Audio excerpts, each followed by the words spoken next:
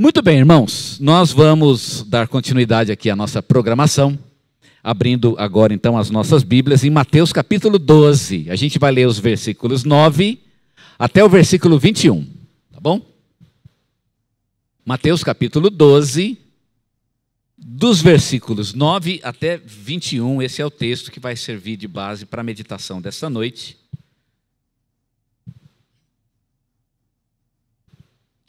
Mateus 12, de 9 a 21. Olha o que diz o texto. Tendo Jesus partido dali, entrou na sinagoga deles. Achava-se ali um homem que tinha uma das mãos ressequida. E eles então, com o intuito de acusá-lo, perguntaram a Jesus: é lícito curar no sábado? Ao que lhes respondeu: qual dentre vós será o homem que, tendo uma ovelha, e num sábado esta cair numa cova, não fará todo o esforço tirando-a dali? Ora, quanto mais vale um homem do que uma ovelha? Logo, é lícito nos sábados fazer o bem. Então disse ao homem: estende a mão. Estendeu-a, e ela ficou sã como a outra. Retirando-se, porém, os fariseus, conspiravam contra ele, sobre como lhe tirariam a vida. Mas Jesus, sabendo disso, afastou-se dali. Muitos o seguiram, e a todos ele curou, advertindo-lhes, porém, que não o expusessem à publicidade, para se cumprir o que foi dito por intermédio do profeta Isaías: eis aqui o meu servo, que escolhi, o meu amado, em quem a minha alma se compraz. Farei repousar sobre ele o meu espírito, e ele anunciará juízo aos gentios. Não contenderá, nem gritará, nem alguém ouvirá nas praças a sua voz. Não esmagará a cana quebrada, nem apagará a torcida que fumega, até que faça vencedor o juízo. E no seu nome esperarão os gentios. Amém? Amém. Louvado seja o Senhor pela palavra lida. E vamos meditar um instante naquilo que acabamos de ler. Irmãos, esse texto que nós acabamos de ler, os versículos 9 até o versículo 21, ele está dividido, como os irmãos repararam, em duas partes. Não sei se na Bíblia de vocês está assim, mas inclusive na minha Bíblia está dividido mesmo em duas partes. Cada uma delas tem um título, inclusive. Do versículo 9 até o versículo 14, me parece que é uma seção. E depois do versículo 15 até o versículo 21, é uma outra seção. Inclusive com os parágrafos originais. O grego original ele tem parágrafo também. E algumas Bíblias trazem os parágrafos originais. A minha Bíblia, ela traz o parágrafo original. Não sei se é o caso da sua, mas a Bíblia que traz o parágrafo original, geralmente a primeira letra do versículo, ela é em negrito. Apenas a primeira letra. Então, se esse é o caso da sua Bíblia, ela traz um parágrafo original, que é bem bacana, porque na cabeça do autor que escreveu, a divisão de parágrafos ajuda muito a gente a entender o texto. Isso é uma boa ajuda, não funciona em 100% das vezes, mas é uma ajuda extra na interpretação da palavra de Deus.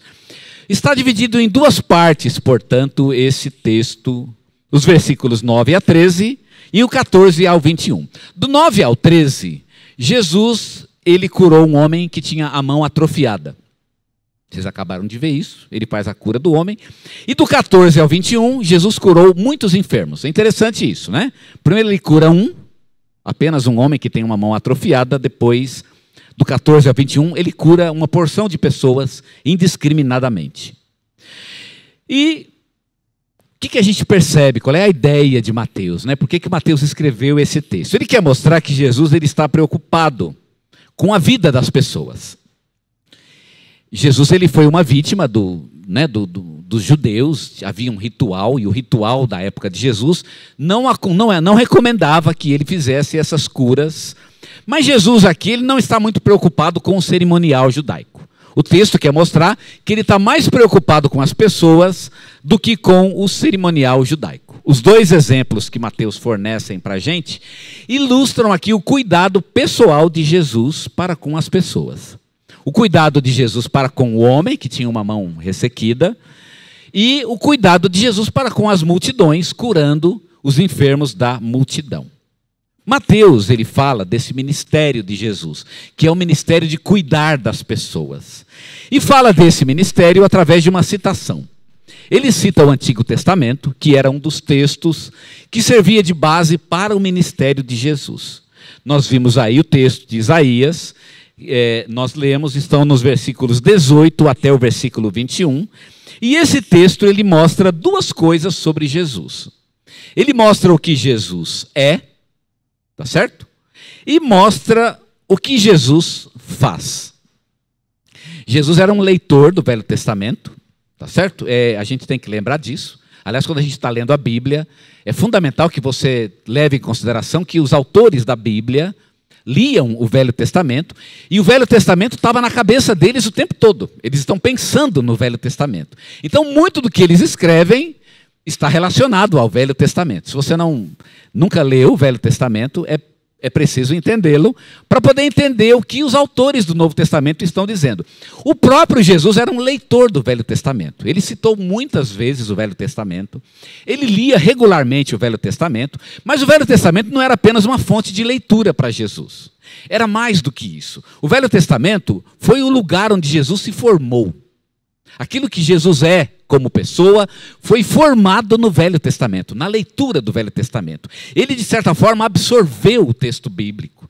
De tanto que ele leu, e estudou, e decorou, o texto bíblico foi entrando na vida de Jesus e foi formando o próprio Jesus. Aquilo que ele era como ser humano, como pessoa, os seus valores, o próprio caráter de Jesus foi formado pelo Velho Testamento. E ele tira, então, do Velho Testamento a sua própria identidade pessoal. Mas não é apenas isso, não. Também o Velho Testamento ele moldou e ele formou aquilo que Jesus faz. Não apenas o que ele é, mas também o que ele faz. Então, quando Jesus se perguntava, o que eu vou fazer? A resposta era a sua leitura da palavra de Deus. Então, para Jesus não era tão difícil saber o que ele deveria fazer. Nem sempre o que ele fazia era o melhor para os outros. Mas ele haveria de fazer sempre o que a Bíblia diz que ele deveria fazer. Nem sempre o que ele fazia era bom para ele.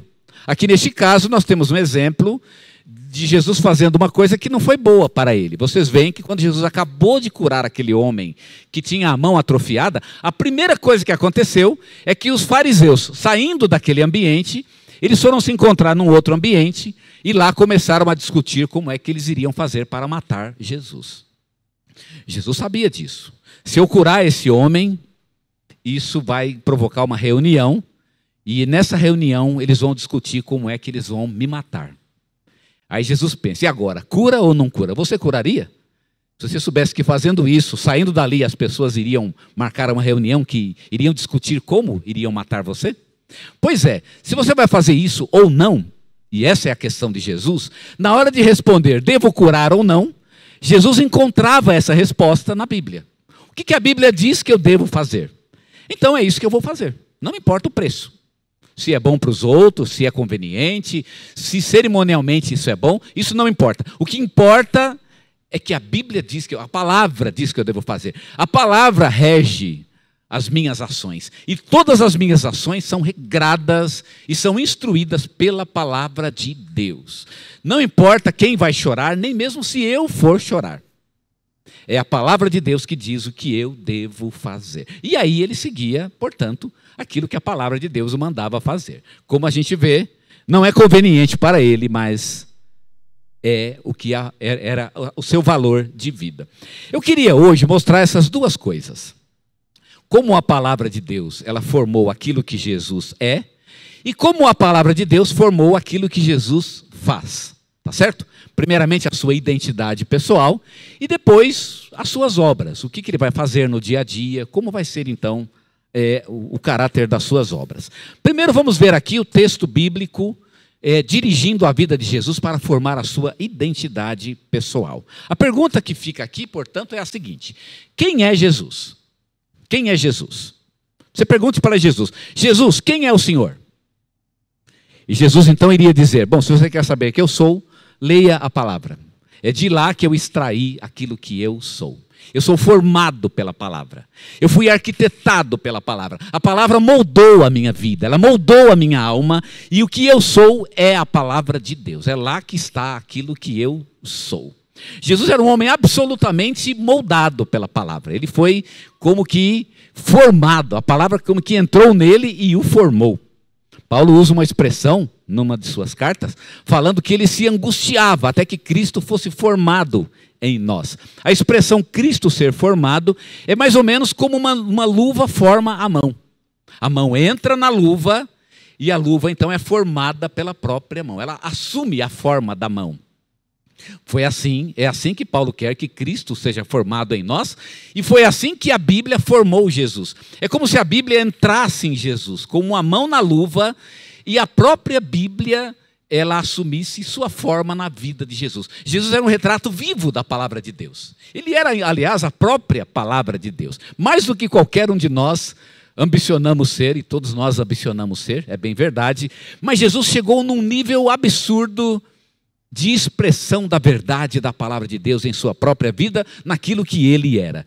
Quem é Jesus? Essa é a pergunta. Quem é?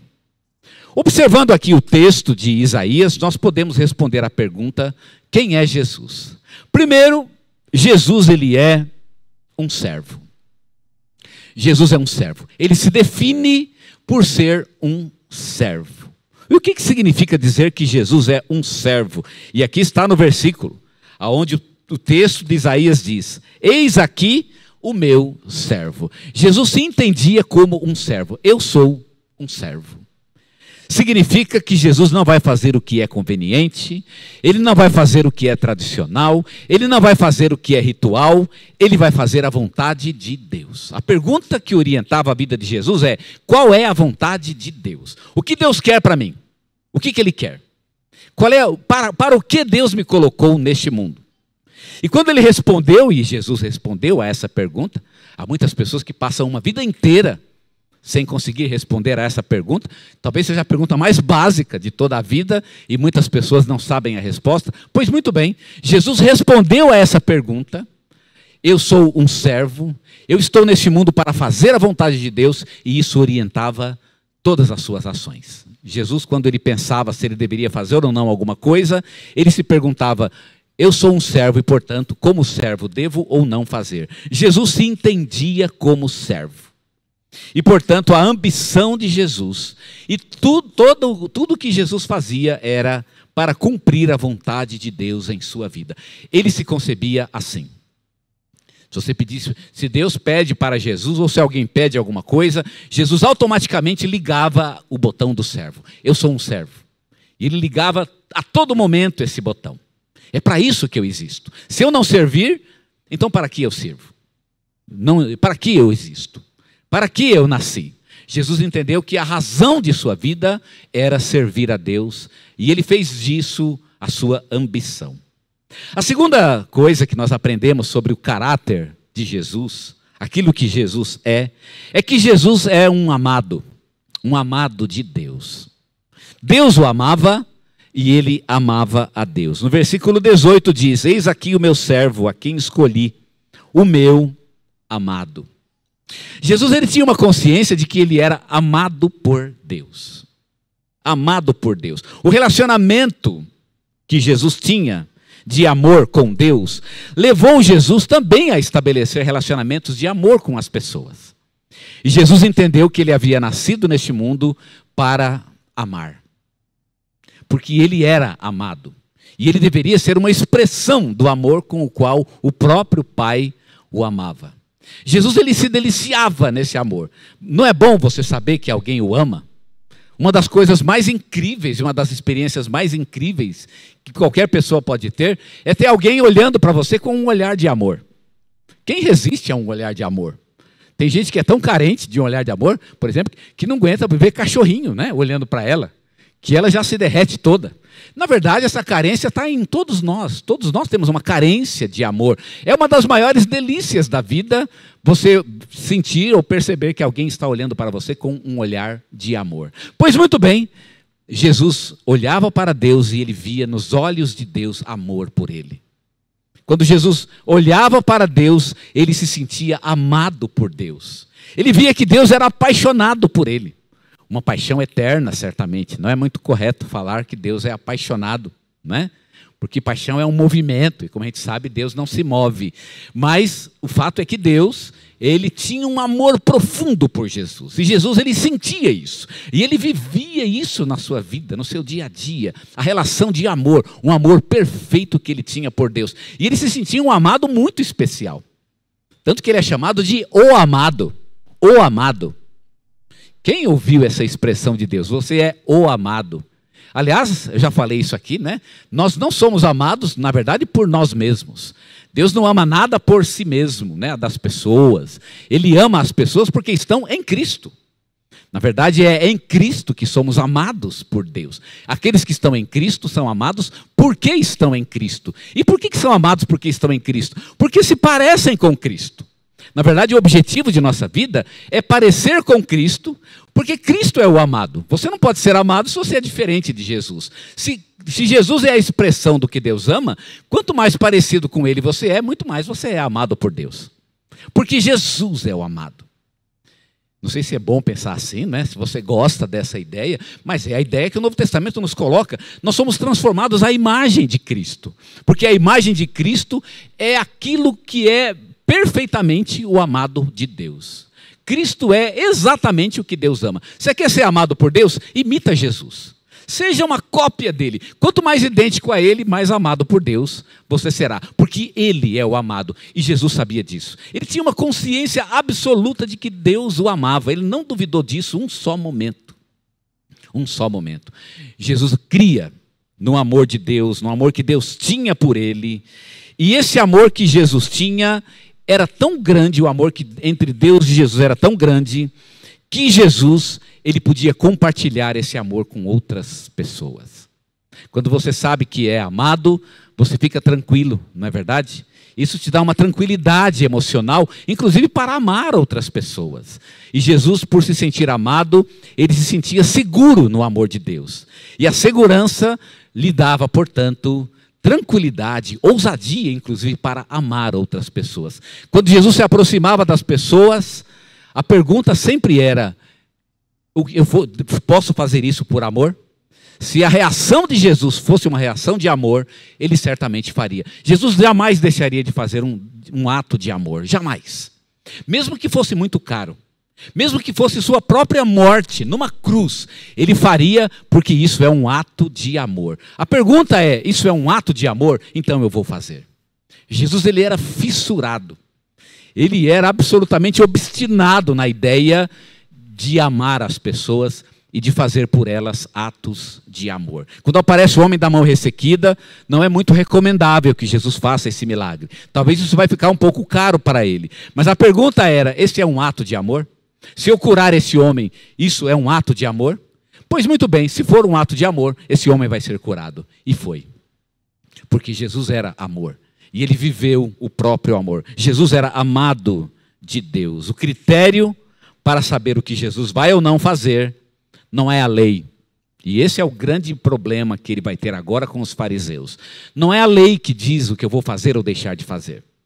Nem a lei de Moisés. O que vai dizer se eu vou fazer ou não é o amor. É a lei do amor. Jesus sabe que ele é um amado. E isso o constituía, o formava como pessoa. A sua identidade pessoal foi construída no amor de Deus. Pelo fato de saber que era amado de Deus. E por fim, a última coisa que eu quero destacar sobre o que Jesus é. E depois vamos falar sobre o caráter de suas obras. Mas Jesus, ele sabia e se concebia uma pessoa cheia do Espírito Santo. Isso está lá no versículo 18, que diz o seguinte: eis o meu servo que escolhi, o meu amado, em quem a minha alma se compraz. É Deus que está dizendo: eu fico muito feliz com ele. Farei repousar sobre ele o meu Espírito. Deus coloca em Jesus o Espírito Santo. E o que acontece?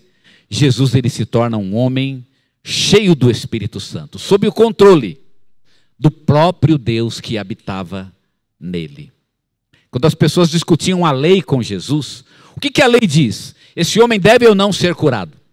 Eu fico imaginando Jesus enfrentando essa discussão com os fariseus. O que a lei diz? Porque aqui é um problema legal, e Mateus coloca isso. Há um problema legal de curar ou não esse homem da mão ressequida. Quando Jesus vai curar ou não o homem, a pergunta dele é, primeiramente, quem escreveu a lei?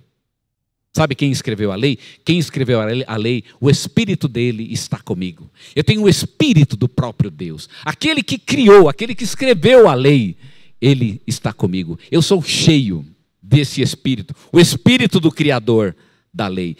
Então Jesus está no controle daquele que criou a própria lei. E por isso, por estar sob o controle daquele que criou a lei, Jesus está acima da própria lei. Acima da lei. A lei serve para os homens, mas ela não serve para Deus.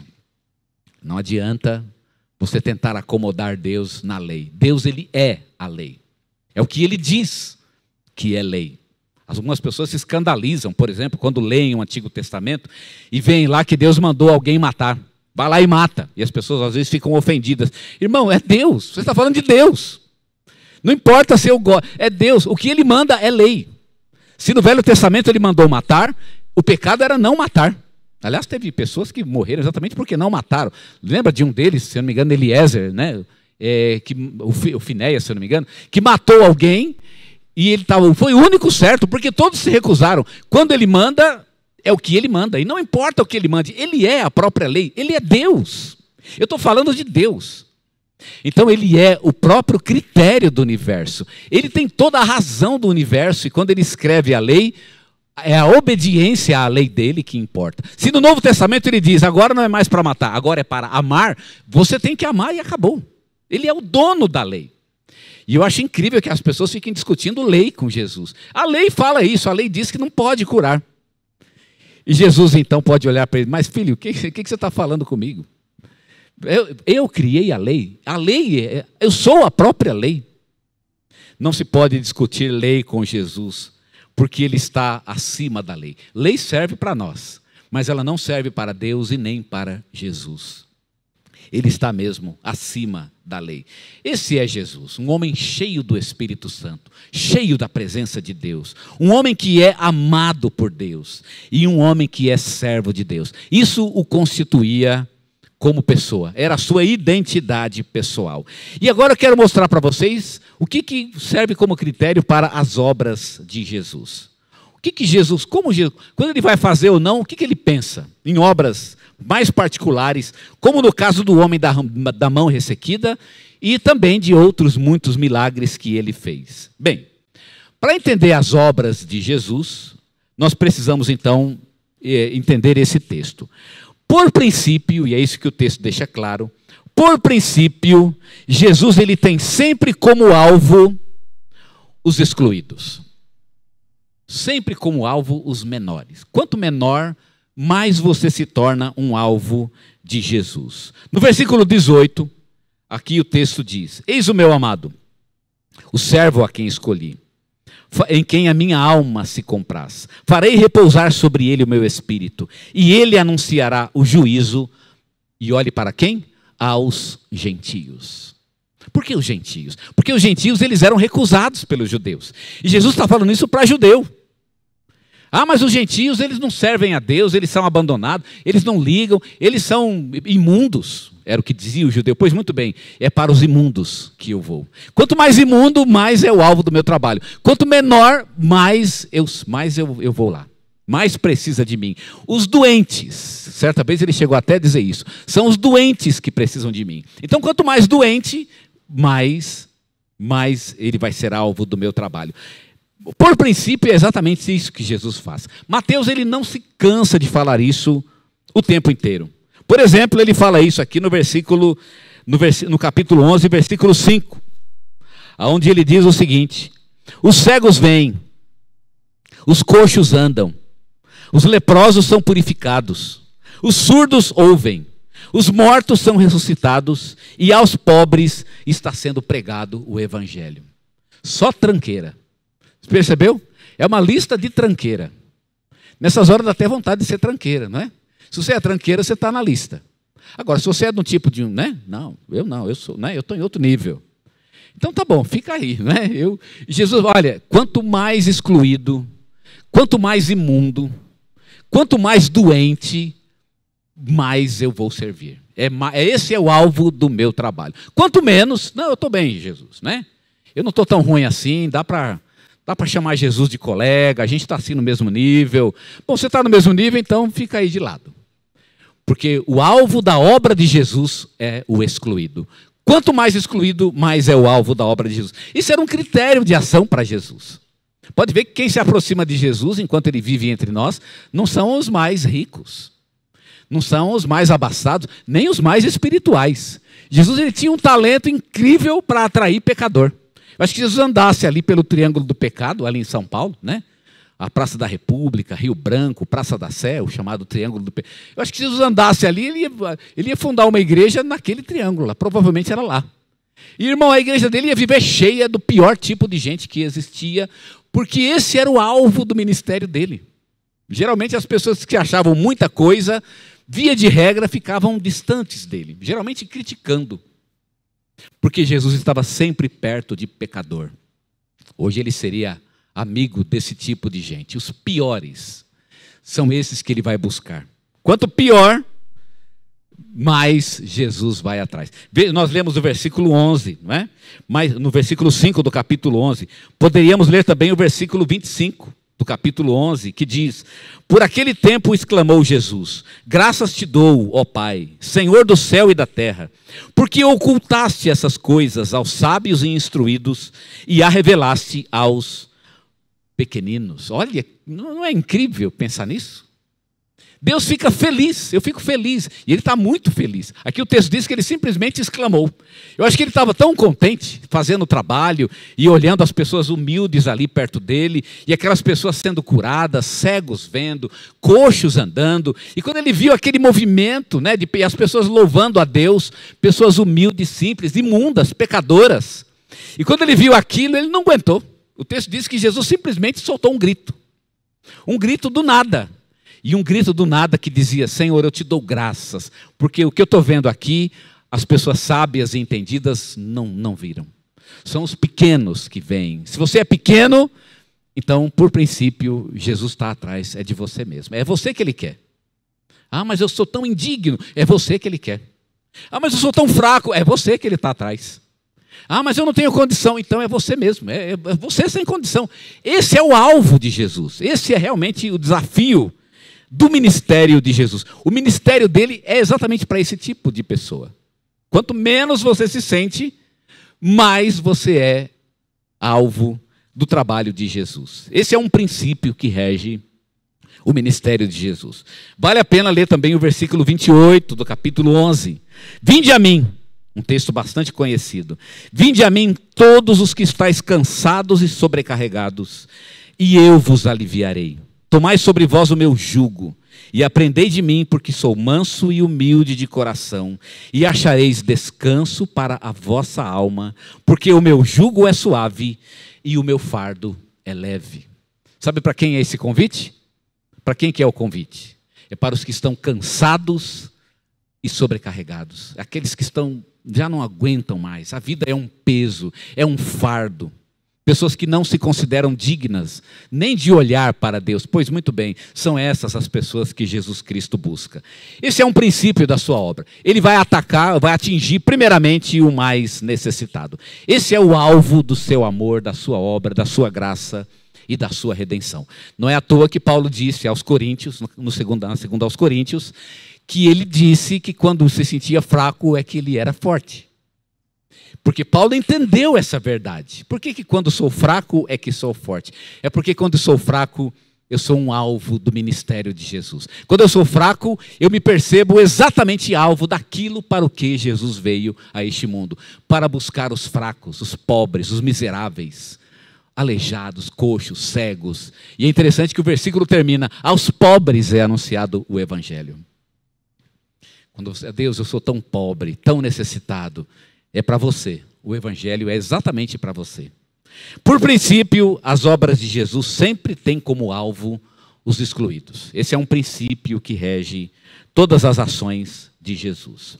Um segundo princípio que rege todas as ações de Jesus é de que Jesus ele não fala muito. Ele prefere fazer mais. Ele faz mais e fala menos. Isso está aqui no versículo 19 do capítulo que nós lemos, o capítulo 12. Ele não contenderá, nem gritará. Contenderá significa que ele não briga, não discute. Ele podia discutir ideia. Vamos discutir a lei. Podia, não podia? Ele até, acho que ele deixaria todo mundo no sapato lá, né? na sola. Se ele for discutir a lei. Eu poderia discutir a lei, Jesus diz. Quer falar da lei? Vamos falar da lei. Poderia. Mas Jesus não deixa. Você acha que você está, então fica certo. Se você acha que está certo, continua. Jesus não discute lei, é interessante isso. Ele vai lá e cura o rapaz, cura a multidão, é um sábado e ele, não é questão de ficar discutindo lei. Porque o texto diz, ele não grita, ele não contende, e nas praças não se ouve a sua voz. Por que não se ouve a voz de Jesus na praça? Porque ele não precisa ficar falando, ele não tem que justificar a sua ação, ele não tem que prestar conta para ninguém, ele não sente essa necessidade. Olha, eu vou ajudar, mas entenda. Não, ele vai ajudar, ele ajuda e acabou. Com Jesus não tem esse problema. Então Jesus ele não é daquele que fala, ele é daquele que faz. Jesus fala pouco, mas ele faz mais. E já que fala pouco, Jesus ele não perde tempo com justificativas. Jesus não perde tempo dando explicações para as pessoas. Jesus não está tentando convencer as pessoas. Ele podia convencer. Às vezes a gente fica até chateado com Jesus, né? Ele podia convencer as pessoas. Sei lá, mandar um raio do céu. Para Suzano ver que realmente a gente está certo, né? Que Jesus realmente é o Senhor dos Senhores. Vamos, Senhor, manda um raio do céu e todo mundo vai ver. Manda fogo lá, parte uma montanha no meio. Ele podia. Mas ele não está preocupado com isso. Eu não estou preocupado em convencer as pessoas. Eu não quero convencer ninguém contra a sua própria vontade. Se você não quer acreditar, não acredite. A preocupação de Jesus não é essa. De ficar seduzindo as pessoas, não é? Quando a gente se apaixona por alguém ou quer conquistar alguém, a gente tenta seduzir a pessoa. Sem que ela saiba, certamente, que nós estamos apaixonados. Esse é um jogo bastante interessante, mas Jesus ele não joga esse jogo. Eu não vou ficar aqui tentando seduzir ou tentando conquistar o mundo de longe. Não, Jesus não faz questão disso. O evangelho é o que é. Se você quer aceitar, você aceita. Se você não quer aceitar, você não aceita. Ele não perde tempo justificando suas próprias ações. Por quê? Já que ele não fala muito, ele não perde tempo com explicações. Não fica tentando convencer as pessoas com discursos, com meros discursos. Jesus não quer brigar com ninguém. Não é essa a intenção dele. Ele veio a este mundo para cuidar das pessoas, para chamar o homem de volta para Deus. E é isso que ele vai fazer. Eu vim aqui para isso. Não vou ficar discutindo outras coisas. Certa vez uns gregos, no capítulo 12 de João, alguns gregos quiseram ver Jesus. E foram falar para André, ou para Filipe, não me lembro. E Filipe foi falar com André. Eu sei que Filipe e André foram falar com Jesus. Eram gregos. E eu acho que Filipe e André viram aqueles gregos. Puxa, agora o nosso mestre vai discutir filosofia. Porque os gregos gostavam da filosofia. Eles eram grandes cientistas. Eles eram grandes sábios. E foram falar com Jesus. Senhor, tem uns gregos aí querendo falar com o Senhor. Eu acho que eles até imaginaram. Já vem Jesus sentado ali no meio dos gregos.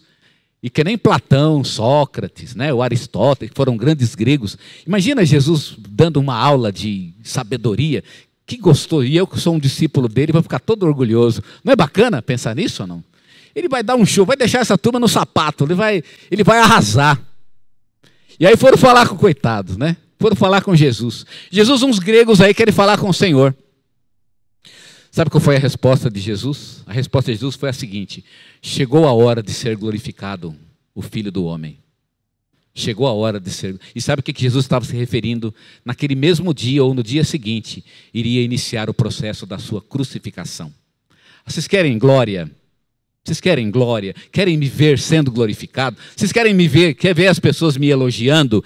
Então esperem para ver o que eu vou fazer. Eu vou morrer numa cruz por vocês. Eu não estou preocupado em falar com grego. Você acha que eu estou preocupado em falar que eu sou filósofo, ou que eu fiz, né, que eu discuto num alto nível de conhecimento? Eu estou preocupado com isso? Não estou preocupado. Jesus está dizendo isso para André e para Filipe. Eu não estou preocupado com isso, porque eu não estou aqui para discutir ideias com as pessoas. Eu estou aqui para salvar a vida delas. Vamos falar da sua própria vida. Vamos para as ações. O que podemos fazer para que sua vida seja diferente? Para você sair desse buraco no qual você se meteu. É nisso que a gente precisa falar. Vamos nos concentrar nisso. E Jesus, essa era a ideia. Ele não ficava preso em discursos vãos, vazios. A mensagem de Jesus é simples. Simples. Jesus era um homem simples, cuja mensagem era inteligível de todos. E as pessoas podiam entender o que ele estava falando. Jesus é simples até hoje. Ele quer falar da sua vida, sem justificativa, sem explicações, né? sem maiores detalhes. Jesus quer, vamos ver aqui o que podemos fazer para que você se aproxime de Deus e viva uma relação íntima com o Pai. É simples assim. E geralmente a palavra de Jesus era tão simples que às vezes ofendia. E ofende até hoje. Parece simples demais. Mas é a verdade de Deus, a verdade para todos os homens. Jesus não é para uma elite. Seja uma elite financeira, seja uma elite social, uma elite intelectual, Jesus é de todos. E como a gente viu, principalmente daquele que se considera indigno. Quem sou eu para discutir com Jesus? Pois muito bem, é você exatamente que ele quer. É você que não quer discutir com ele, só quer obedecer. Senhor, eu só quero obedecer. Então é você que o encontrou, você encontrou a Deus. Se você é do tipo que não quer discutir, só quer obedecer, Jesus é teu. Jesus não perde tempo com discursos. Ele não quer brigar com ninguém. E por fim, a última verdade que quero destacar sobre Jesus e sobre suas obras é que Jesus, por princípio, ele não obriga ninguém a fazer nada. Podia obrigar, mas ele não obriga. Não obriga ninguém a nada. Jesus não obriga nem mesmo as pessoas a aceitá-lo. Ele poderia obrigar as pessoas a aceitá-lo. Ele não faz isso. O versículo 20 diz o seguinte: não esmagará a cana quebrada, nem apagará a torcida que fumega, até que faça vencedor o juízo. Nós lemos esse texto, ainda hoje, e não sei se os irmãos entenderam o que significa isso. Esmagar a cana quebrada e apagar a torcida que fumega. A cana quebrada e esmagada, portanto, a ideia primeiro da cana quebrada é a ideia de que a cana foi quebrada. E aí alguém vem, depois dela estar quebrada, ainda tem o segundo nível da cana, que é esmagá-la. Mais ou menos como cana de açúcar, né? Aqui perto tem essa semana, inclusive, eu comprei uma jarrinha de suco de cana, né? Da garapa. Pois muito bem, a cana foi quebrada, primeiramente. Só que para tirar o suco, precisa esmagá-la. São dois processos diferentes. Primeiro você quebra e depois você esmaga. Pois muito bem, Jesus, quando veio ao mundo, encontrou muita gente quebrada. E ele podia aproveitar que está quebrado e esmagar. Vamos acabar o processo, já vamos esmagar. Não. Eu não vim aqui para esmagar nada, ninguém. Essa não é a minha ideia. Eu não vou obrigar as pessoas. Eu vou simplesmente entregar a elas a palavra de Deus. Elas vão aceitar se quiserem. E o que significa apagar a torcida que fumega? Significa que você assoprou a vela. E tem gente que não gosta do cheiro de vela. O cheiro para mim, por exemplo, que vou a muito funeral, o cheiro de vela sempre me lembra de defunto, porque eu vivo em funeral, coisa da minha função, né? Então toda vez que a gente acende uma vela em casa, a gente sente, eu lembro porque funeral sempre tem cheiro de vela. E às vezes, para evitar o cheiro de funeral, a gente vai lá com o dedo meio molhadinho e, né, apaga aquela fumacinha, para não sair a fumaça da vela. Ora, se já apagou o fogo, e é isso que Jesus diz, o fogo já foi apagado. Então eu não vou lá e tirar ainda a última fumacinha que resta. O que significa? Já tem gente quebrada demais. Eu não vim aqui para obrigar as pessoas. Ou você me aceita, ou então aquilo que você ainda tem, você vai perder. Ou você me aceita, ou eu ainda vou meter o pé naquilo que, né, para derrubar o que ainda está de pé na tua vida. Não. Jesus não faz isso com ninguém. Ele não está obrigando ninguém a aceitá-lo. Você vai aceitá-lo se você quiser. Jesus encontrou estruturas falidas no seu tempo. Mas ele não veio aqui para destruir essas estruturas. Jesus foi acusado de tentar destruir o judaísmo. Jesus nunca tentou destruir o judaísmo. Nunca foi a ideia dele. Não, até a partir agora não existe mais judaísmo. Nunca foi essa a ideia. Eu não vim aqui para destruir. Como não vim aqui para mudar. Não precisa deixar de ser brasileiro, não precisa deixar. Não. O que vocês têm que fazer é me obedecer. Se quiser continuar sendo judeu, continue. Os homens de Deus, todos eles eram judeus no Novo Testamento, eram bons judeus, inclusive. Paulo, quando escreve aos Romanos, esse é um dos problemas que Paulo tem no seu argumento. Paulo se considerava um bom judeu. Ele mesmo dizia lá em Coríntios, irmãos, o bom desejo do meu coração e a minha oração por Israel é pela sua salvação. Paulo se considerava um bom judeu. Um judeu de qualidade. Aliás, ele se achava um judeu até melhor do que os outros. O próprio Jesus viveu como um judeu. Ele não veio para destruir o judaísmo. O que ele veio foi para anunciar o evangelho de Deus para as pessoas. Continue sendo judeu, mas me obedeça. Simplesmente me obedeça. Jesus, irmãos, ele não veio aqui para destruir estruturas falidas. E ele não veio destruir essas estruturas. É isso que significa, eu não vim apagar o pavio que fumega. E nem para acabar de quebrar uma cana, esmagar uma cana que já estava quebrada. Ele está dizendo, o judaísmo está falido. É isso que ele quer dizer. Aquela discussão sobre o que a lei diz sobre curar ou não uma pessoa, significava que o judaísmo como religião já não valia mais nada. Tinha perdido o sentido.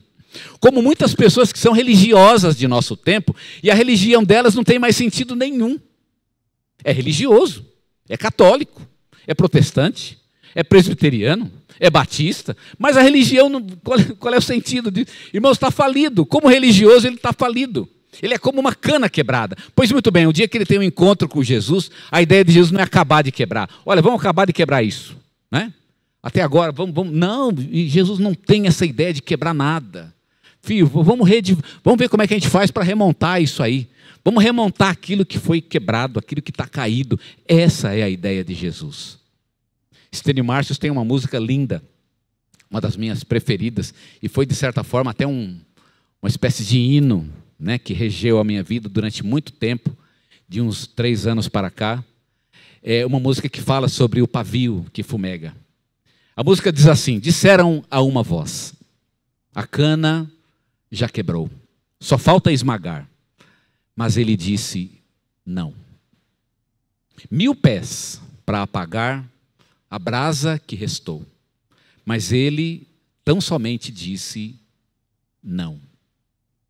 Entrou num labirinto escuro, onde eu tentava me esconder. Curvou-se em minha direção e me estendeu a mão. Eu tinha tanto para dizer, desculpas tantas que pedir, mas ele nem sequer me ouviu. Puxou-me para a luz e disse, aquele que eu amei um dia se tornará no que sonhei. A cana se firmou de pé e a brasa é labareda.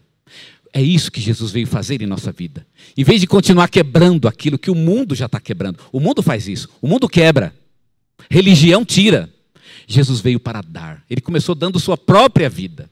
E dando, ele nos edifica, nos constrói, nos reconstrói. Essa é a obra de Jesus. Jesus é um ministro. Vocês percebem? O nosso tema de hoje é vivendo um ministério. Jesus é o nosso exemplo de ministério. Nós podemos ser como ele, servos, amados de Deus. Podemos fazer como ele fez, buscar os mais necessitados, os mais aflitos. Podemos, como Jesus fez, falar menos e fazer mais. E principalmente, podemos, como Jesus fez, nos aproximar das pessoas para entregar algo. Não acabar de quebrar, pelo contrário, reconstruí-las, reedificá-las para a glória de Deus. É isso que Jesus quer fazer na minha e também na tua vida. Quero que você abaixe a cabeça e que você ore comigo agora. Esse é o ministério de Jesus. O ministério de Jesus.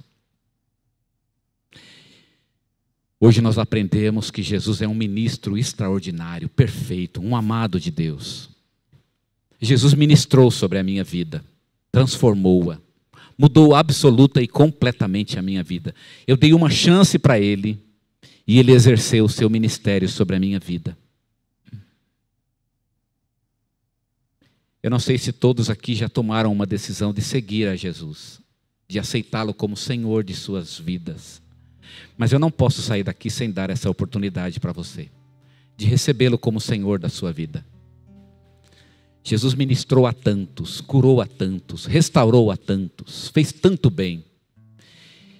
Mas às vezes você ainda não conhece esse Jesus, nunca foi alvo do ministério de Jesus. Jesus está te procurando. Quem sabe Ele não te achou nessa noite. Eu quero dar a você uma chance hoje. Se todos aqui já fizeram essa decisão, amém. Mas se você nunca fez, eu quero te dar essa chance. De você receber Jesus no teu coração, de ser transformado e renovado por Ele. De ser alvo do ministério de Jesus. Ah, mas eu sou tão indigno. É você que é o alvo. Mas eu tenho feito tudo errado. É você que é o alvo. Mas eu sou um pecador. É você que é o alvo. Especificamente você. Jesus te quer. Se você quisesse tomar essa decisão, eu estaria orando nessa noite pela tua vida e pedindo a Deus então que Jesus faça, o Filho dele, faça a sua obra na sua vida. Eu quero te dar uma chance para fazer essa escolha nessa noite. Se você quer tomar essa decisão e receber Jesus no teu coração e ser um alvo do ministério de Jesus, se você quer fazê-la, levanta a sua mão, eu vou entender esse gesto e vou orar pela tua vida. Alguém gostaria de fazer essa decisão? Talvez você se sinta indigno. Senhor, eu sou indigno, eu não sou nada. Pois é exatamente para os que não são nada que Jesus veio a este mundo. Exatamente para encontrar aqueles que nada são. Os pobres, os aleijados, os mancos, os cegos. São esses que Jesus Cristo quer. Ele quer você também. Se você se sente indigno, se você sente que o mundo tirou, o mundo quebrou a cana, apagou a chama, Ele não veio aqui para apagar o pavio que fumega, Ele veio para reacender a chama. Essa é a obra de Deus. Quer recebê-lo no teu coração? Vou dar mais essa chance. Levanta a tua mão e eu vou orar pela tua vida. Amém, Senhor. Nós louvamos o teu nome por essa noite, pela tua obra em nossas vidas, por Jesus que é o Senhor de nossas vidas. Nós entendemos, ó Pai, que a obra de Jesus é para os excluídos. Senhor, olha para nós, aqui tem um monte de gente excluída, Senhor. Tem um monte de cego, manco, aleijado. Que somos nós sem o Senhor? Não somos nada. Vivemos uma vida inteira longe do Senhor, ó Pai, procurando neste mundo, ó Pai, o conforto, a alegria que só poderíamos encontrar no Senhor. E o mundo tirou tanto de nós, Senhor. O mundo quebrou, ó Pai, a nossa vida, apagou a nossa chama, mas nós louvamos ao Senhor porque Jesus nos encontrou. E quando nos encontrou, Ele reacendeu a chama de nossas vidas, ó Pai. Nós te louvamos por isso, Senhor. Senhor Jesus, trabalha nas nossas vidas então. Aqui estão, ó Pai, os necessitados. Aqui estão os humildes, ó Senhor. Aqueles que não são colegas do Senhor. Aqueles que se ajoelham diante do Senhor. E que reconhecem o teu senhorio, Pai. Que querem viver o teu senhorio. Porque entendem que o Senhor é Senhor de nossas vidas. Que devemos te obedecer. Que devemos fazer a tua vontade, Senhor. Deus bendito, ministra sobre nossas vidas. Já que o Senhor é um ministro, ministra sobre nossas vidas, Pai. O que está quebrado, reconstrói, Senhor. O que se apagou no nosso coração, acende a chama novamente, Senhor. Tem alguém aqui nessa noite, Pai, que a chama apagou, reacende a chama no coração, ó Pai, a chama do amor. A chama da espiritualidade nessa vida, Pai. A chama do amor no casamento, Senhor. A chama da vontade de viver, ó Pai. Quantos depressivos, ó Deus, perderam até mesmo a vontade de viver. Senhor, reacende a chama. Que o teu Espírito em nossas vidas reacenda essa chama. Isso é ministério do próprio Senhor Jesus em nossas vidas. Ó Jesus, exerce teu ministério, Senhor. Nós estamos abertos para isso. Nós somos o alvo do teu ministério, Senhor. Faz tua obra em nós. Opera em nossas vidas. Recupera-nos, ó Deus. E seja honra para o Senhor. Seja glória para Jesus e para o Pai, para Deus. Nós clamamos assim ao Senhor. Esperamos no Senhor. e entregamos nossa vida ao Senhor. Seja o Senhor em nós, vivendo em nós para a glória do Pai. Ministra, Senhor, ministra sobre a tua igreja. Ministra sobre a tua igreja, Senhor. Aqueles que precisam de ti, Senhor, ministra a tua obra, Pai.